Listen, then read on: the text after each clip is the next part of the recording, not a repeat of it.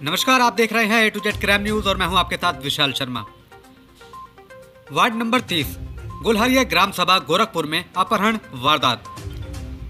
ग्राम केवटलिया सिहोरवा थाना चिलू आताल जनपद गोरखपुर की एक घटना प्रकाश में आई है, जिसमें अंजू साहनी उम्र 23 वर्ष, पिता स्वर्गीय राम किशन एवं माता प्रभावती देवी ने दिनांक 16 नवंबर 2022 को अंजू साहनी की गुमशुदा होने की रिपोर्ट थाना चिलू आताल जनपद गोरखपुर में दर्ज करवाई थी। प्रभावती देवी की रिपोर्ट पर मामला दर्ज करके थाने की पुलिस अंजू साहनी की तलाश कर रही थी। साथ ही यह भी ज्ञात हुआ कि अंजू साहनी 5 वर्ष पहले भी जब वह नाबालिग थी, उस समय भी इसी तरह गुमशुदा हो गई थी। उस समय पुलिस ने मुकदमा दर्ज किया था और अंजू साहनी को महाराष्ट्र के लातूर जिले से श्याम रमेश केंद्र के साथ नाबालिग लड़की अंजू साहनी को बरामद करके दोनों को गोरखपुर लाकर श्याम रमेश केंद्र को जेल भेज दिया था, जो बाद में अंजू साहनी द्वारा धारा 164 में श्याम रमेश केंद्र के पक्ष में बयान दे देने से वह जेल से छूट गया था। उसके बाद अंजू साहनी गोरखपुर में ही रह रही थी और अब बालिग हो जाने पर उसकी शादी बेलीपार थाना गोरखपुर के एक गांव में तय कर दी गई। अंजू साहनी बालिग हो गई है, इसलिए ऐसी संभावना बताई जा रही है कि महाराष्ट्र प्रदेश के लातूर जिले के श्याम रमेश केंद्र को गोरखपुर बुलाया गया है, क्योंकि अंजू साहनी की शादी तय हो चुकी थी। इसलिए श्याम रमेश केंद्र से अंजू साहनी ने ही संपर्क किया था और वह गोरखपुर आ गया।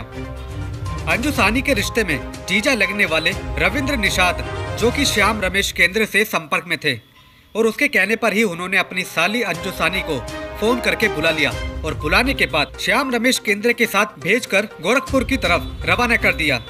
रविंद्र साहनी गुलहरिया ग्राम सभा के वार्ड नंबर 30 से बीजेपी पार्षद प्रत्याशी स्वयं को बताकर अपना प्रचार प्रसार कर रहा है। इन दोनों को भगाने में पार्षद प्रत्याशी रविंद्र साहनी को क्या फायदा होने वाला है, यह जांच का विषय है।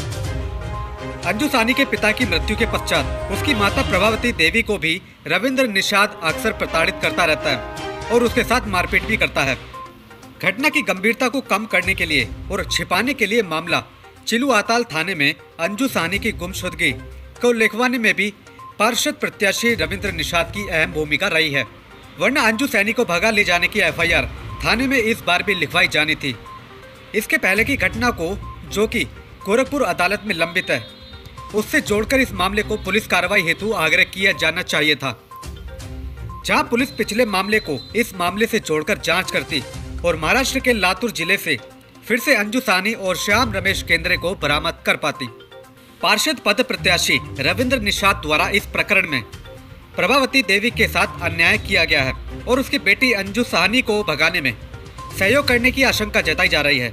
यह घटना गुलहरिया क्षेत्र में चर्चा का विषय बनी हुई है और पार्षद प्रत्याशी रविंद्र साहनी को संदेह की नजर से देखा जा रहा है, जिनको कि बीजेपी की तरफ से पार्षद का चुनाव लड़ने के लिए टिकट मिलने की पूरी संभावना है।